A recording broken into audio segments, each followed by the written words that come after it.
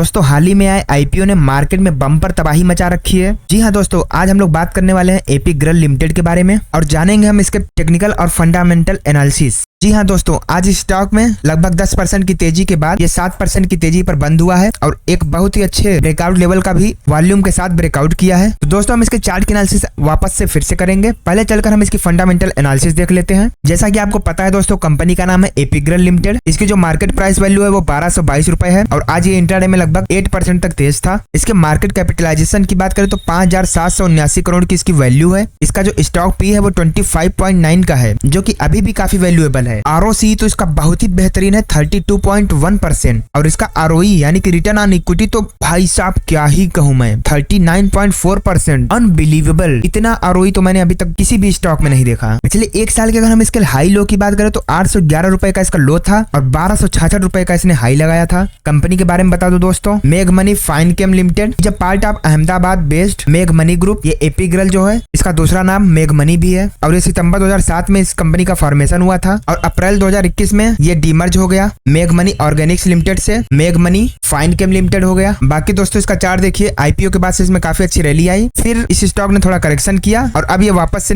एक तेजी दिखाने को तैयार है। इसके प्रोज एंड कॉन्स की बात करें दोस्तों तो कंपनी ने पिछले 5 सालों में 18.3% का बहुत ही हेल्दी सीएजीआर दिया है और पिछले 3 सालों में आरओई की बात करें तो 36.8% की रेट से आरओई रहा है और इसका जो डेब्टर डेज है वो भी इंप्रूव होकर 48 दिन से 27 दिन पर हुआ है। और इसके कॉन्स की बात करें तो कोई खास दिक्कत की बात नहीं है। इस स्टॉक की अगर पीयर कंपैरिजन करें दोस्तों तो यह कंपनी केमिकल सेक्टर में काम करती है and chlor alkali and soda ash में इसकी महारत है, जिसमें गुजरात एल्कलीज हुआ, Andhra sugars, Tuticorin alkali, TGV, primo chemicals, lords chloro जैसी और भी बेहतरीन कंपनियां इसी सेक्टर में काम करती हैं। इस कंपनी के क्वार्टरली रिजल्ट्स की बात करें दोस्तों तो इसका जो सेल्स ग्रोथ है वो दिसंबर 2020 में 222 करोड़ का था, दिसंबर 2021 में 422 करोड़ का, दिसंबर 2022 में 538 करोड़ और दिसंबर 2023 में कुल 472 करोड़ का है। नेट प्रॉफिट की बात करें तो जहां 2020 में 25 करोड़ का प्रॉफिट था, 2021 में 70 करोड़ का प्रॉफिट, 2022 में 77 करोड़ का प्रॉफिट और दिसंबर 2023 की बात करें तो कुल 49 करोड़ का प्रॉफिट था। अगर इसके लॉन्ग टर्म प्रॉफिट लॉस की बात करें दोस्तों तो इसका जो सेल्स ग्रोथ है वो मार्च 2016 में 394 करोड़ का था,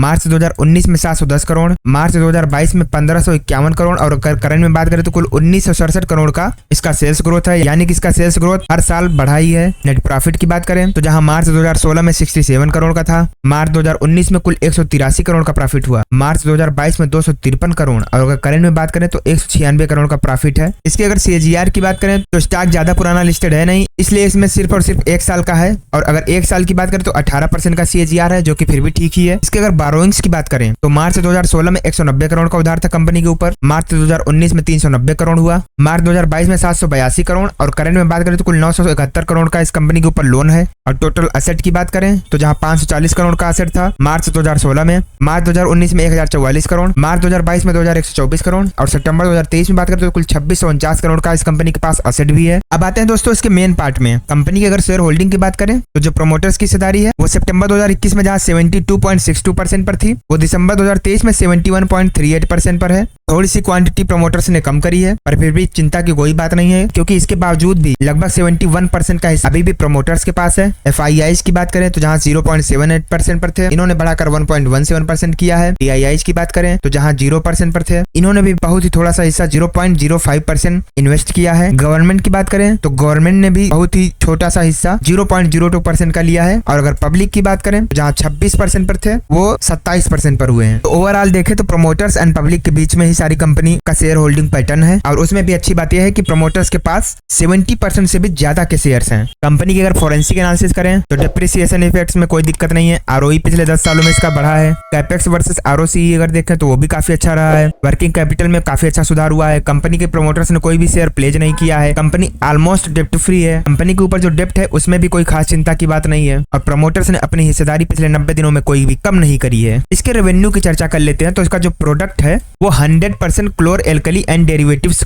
में है, यानी कि ये 100% क्लोर एल्कली के फॉर्मेशन में ही काम करती है और इसका जो लोकेशन है वो 100% इंडिया से ही इसका बिजनेस आता है। तो दोस्तों हम वापस इसके चार्ट पर आते हैं। तो जैसा कि आप देख पा रहे हैं आईपीओ के बाद इसमें काफी अच्छी रैली आई और फिर ये बहुत ही बेहतरीन रैली देने के बाद इस स्टॉक में भी करेक्शन हुआ। और अच्छी बात यह है कि यहाँ का जो कंसोलिडेशन है ये कंसोलिडेशन अब अपने एंड पर है और आज ही इस स्टॉक में अच्छे वॉल्यूम के साथ ब्रेकआउट आया है और अगर ये स्टॉक वीकली चार्ट पर इसके ऊपर क्लोजिंग दे देती है तो यहाँ पर एक इन्वेस्टमेंट किया जा सकता है, जो कि काफी बेहतरीन इन्वेस्टमेंट होगा। बहुत ही छोटा सा स्टॉप लॉस होगा और इसका जो टारगेट होगा वो उसका जो टारगेट लेवल है 1600 के आसपास होगा। तो दोस्तों इस स्टॉक में इन्वेस्टमेंट किया जा सकता है, लेकिन ध्यान रहे कोई भी निर्णय आपका निर्णय होगा। अगर आप इसमें इन्वेस्टमेंट करते हैं तो 100% आप ही इसके जिम्मेदार होंगे, फिर चाहे वो प्रॉफिट हो या फिर लॉस हो। बाकी वीडियो को लाइक करके चैनल को सब्सक्राइब जरूर कर लीजिएगा।